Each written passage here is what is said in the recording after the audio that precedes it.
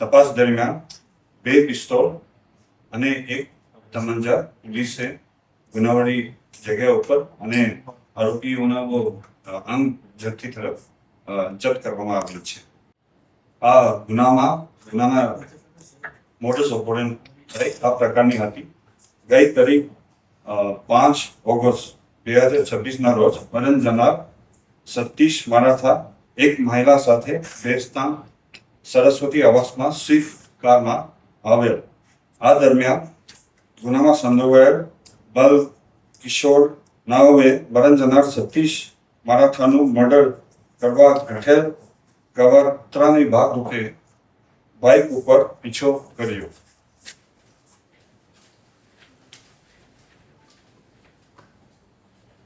સંડોવાયેલ આરોપીઓ તથા બલ કિશોર નાઓએ સતીશ મારાઠાને ચારે તરફથી ઘેરી લઈ તેની ઉપર તલવાર, કોયટા અને કુહાડીથી જીવલેણ હુમલા કરતા સતીશ મરાઠે ભાગવા જતા તેના ઉપર ફાયરિંગ કરી અત્યંત ક્રૂરતાથી મર્ડર કરવામાં આવેલ છે. આ કામના મરણ જનાર સતીશ મરાઠા એક ખૂબ જ સક્રિય ગુનેગાર હતા અને વર્ષ 2020માં થયેલા સૂર્યા મરાઠા મર્ડર કેસમાં તે જેલમાં હતા અને જુલાઈ 2024માં છૂટ્યો હતા.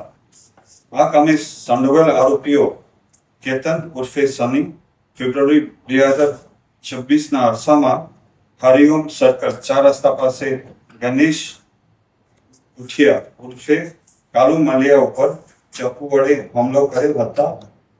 આ બનાવના અનુસંધાને આ કેતન ઉર્ફે સની લાજપોર જેલમાં ગયેલ. તે વખતે લાજપોર જેલમાં કુત્સિતોકના ગુનામાં કેદ રાહુલ મંડલ સાથે પરિચય થતા તેને બંનેનો દુશ્મન